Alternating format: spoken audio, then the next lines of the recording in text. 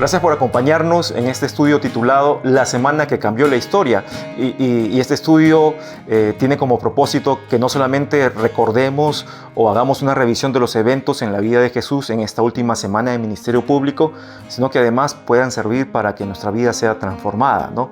Bueno, nos quedamos en el día martes 12 de Nisan, pero nos faltó terminar los eventos de ese día, ¿ya? Ese día martes fue muy intenso, fue muy lleno de cosas en la vida de Jesús. Así que hoy día vamos a empezar todavía viendo el martes, el 12 de Nisan, y tiene que ver con el discurso de los olivos. Al salir del templo, Jesús sale con sus discípulos y ellos se encuentran asombrados por la majestuosidad, por la belleza de la edificación del templo, ¿no? Y acompáñame por favor a Mateo capítulo 24 y vamos a leer ahí el versículo 1. Dice: cuando Jesús salió del templo y se iba, se acercaron sus discípulos para mostrarle los edificios del templo. Respondiendo él les dijo: ¿veis todo esto? De cierto os digo que no quedará aquí piedra sobre piedra que no sea derribada. Entonces, lo que Jesús hace aquí es anunciar la destrucción del templo. Claro, los discípulos estaban asombrados del templo y Jesús les dice: no se asombren porque esto va a ser destruido. Y Jesús está haciendo un anuncio profético aquí, por si acaso, un anuncio profético. A continuación, Jesús sigue de camino y llega al Monte de los Olivos y se detiene ahí con sus discípulos, y entonces le hacen 3 preguntas a Jesús que ellos pensaban que se trataba de una sola cosa, que eran vinculadas, que se referían a un solo evento. Pero en realidad Jesús le da una respuesta diferente a cada una de esas preguntas. No, pero vamos a ver qué es lo que dice. Mateo 24, desde el versículo 3, dice: y estando él sentado en el Monte de los Olivos, los discípulos se le acercaron aparte diciendo: dinos, y aquí vienen las 3 preguntas. Primera, ¿cuándo serán estas cosas? Y estaban hablando precisamente de la destrucción del templo, ¿no? ¿Y qué señal habrá de tu venida? Segunda pregunta, señal de la venida. Ahora, recuerda, Jesús había venido de tener una discusión con los líderes religiosos. Había venido de maldecir la higuera que simbolizaba la nación de Israel. Había salido de anunciar la destrucción del templo de los judíos. Entonces, en este contexto hay que entender de que la pregunta que hacen los discípulos tiene que ver con la nación judía, con su identidad como judíos. Entonces, cuando habla de la venida, es interesante que en griego esa palabra es parusía.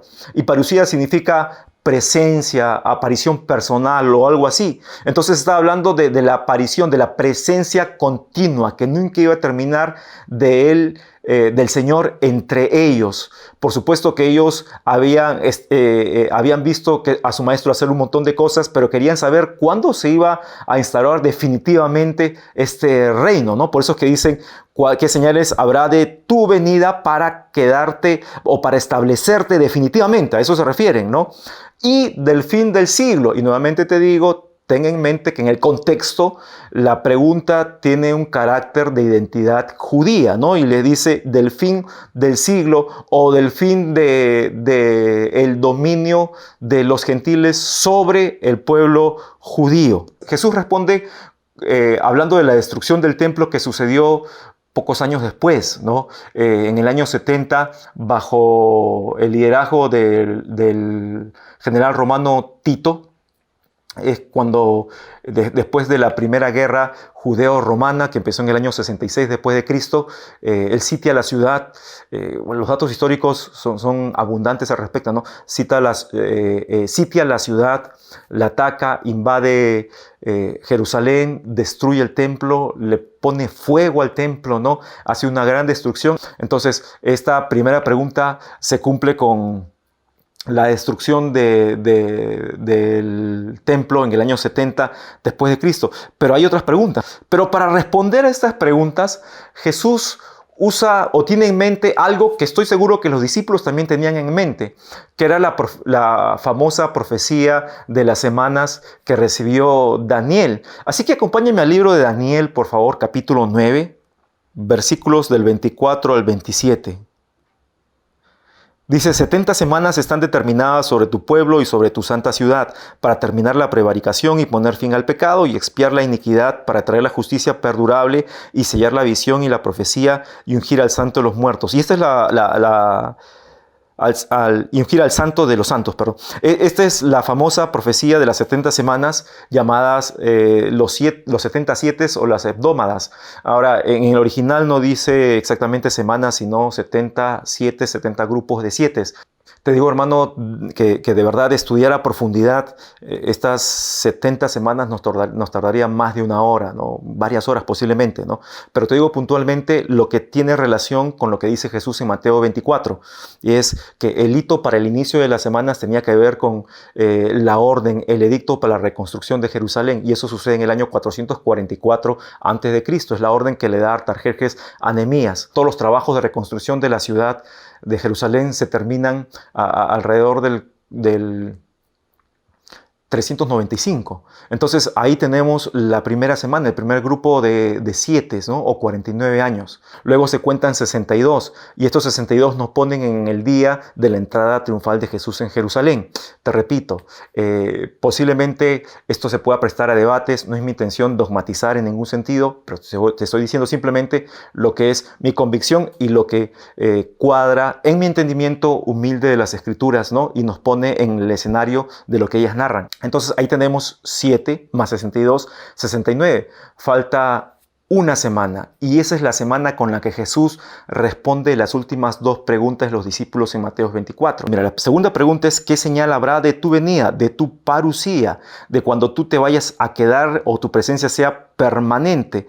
Y Jesús le responde que va a ser justo después de la tribulación, de esta última semana, de estos últimos 7 años. Acompáñame por favor a Mateo 24, del 29 al 31. Dice: e inmediatamente después de la tribulación de aquellos días, el sol se oscurecerá, y la luna no dará su resplandor, y las estrellas caerán del cielo, y las potencias de los cielos serán conmovidas.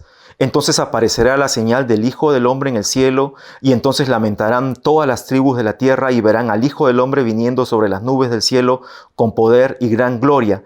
Y enviará a sus ángeles con gran voz de trompeta y juntarán a sus escogidos de los 4 vientos desde un extremo del cielo hasta el otro. Entonces Jesús está ubicando aquí su venida, conforme a la pregunta que habían hecho los discípulos, para instaurar su reino al final de la tribulación. Lo menciona literalmente, ¿no? La otra pregunta, del fin del siglo. Te decía, el fin del dominio gentil sobre los judíos. ¿Cuándo sucede eso? Pues otra vez la tribulación marca el inicio del fin del tiempo de dominio de los gentiles sobre la nación judía, ¿no? ¿Y cuándo sucede esto? Acompáñame nuevamente a Mateo 24.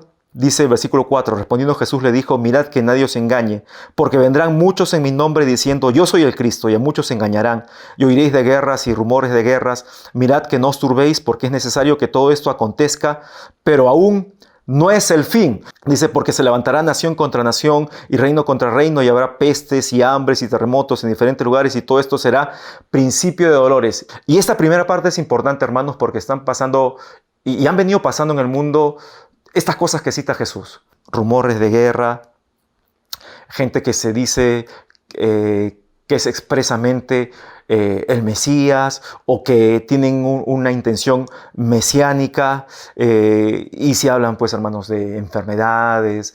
Ahorita mismo estamos en una emergencia sanitaria y todas estas cosas. Pero ¿sabes qué? La Biblia dice categóricamente: esto no es el fin. Y hay muchas personas que dicen: oh, son las señales de los últimos tiempos, ya estamos en los tiempos del fin. Pero estas cosas que están pasando, Jesús habló de eso y dice: no es el fin, ¿no? Pero a continuación, cuando dice principio de dolores, se abre, el paso siguiente es el inicio de la tribulación. Porque nos dice el siguiente versículo. Vamos a leer el versículo 9. Dice: entonces os entregarán a tribulación y os matarán y seréis aborrecidos de todas las gentes por causa de mi nombre. Muchos tropezarán entonces y se entregarán unos a otros, etc. Ahí es donde Jesús comienza a hablar de la tribulación. Hermanos, está hablando Jesús de esta última semana faltante de la profecía de las 70 semanas de Daniel. Ahora, ¿va a suceder el próximo año? ¿Va a suceder el siguiente mes? No lo sabemos.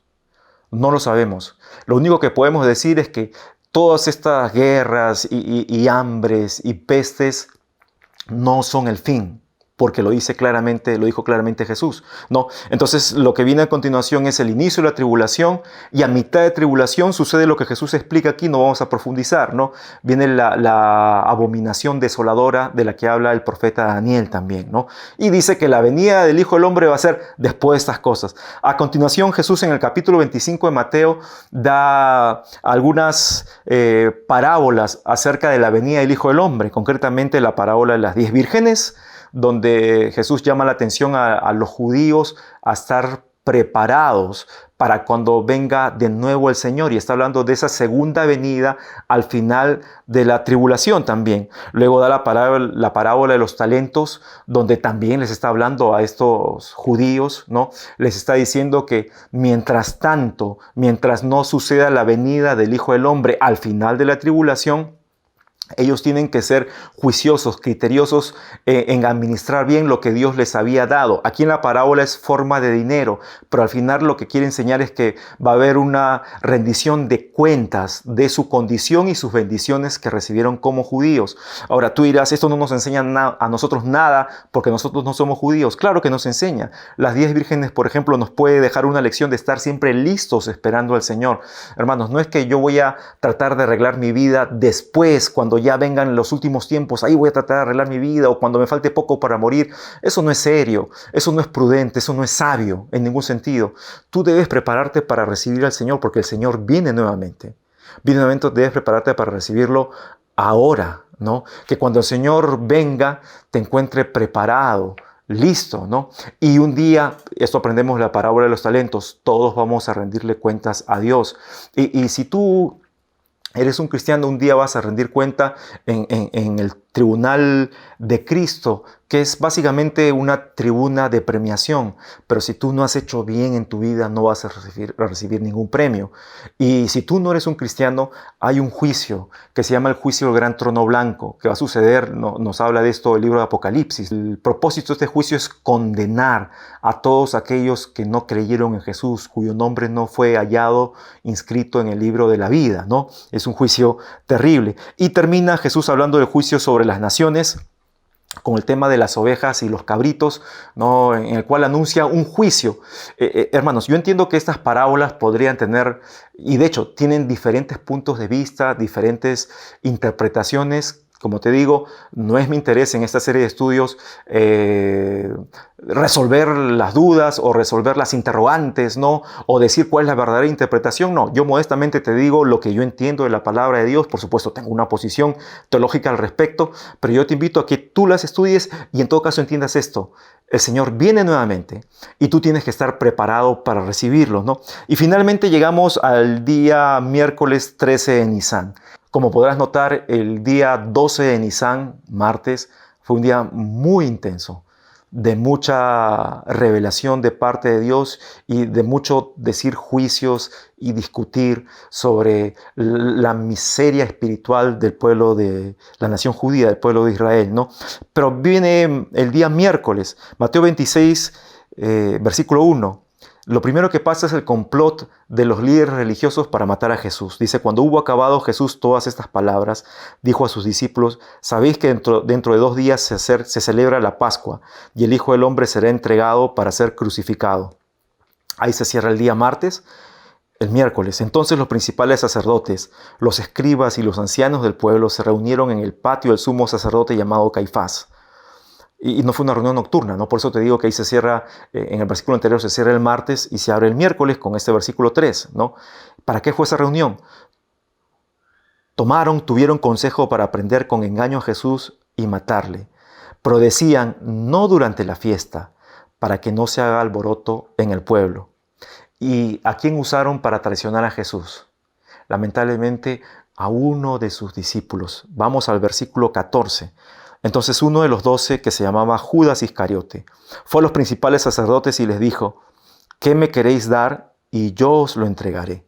Y ellos le asignaron 30 piezas de plata, y desde entonces buscaba oportunidad para entregarle. Lamentablemente,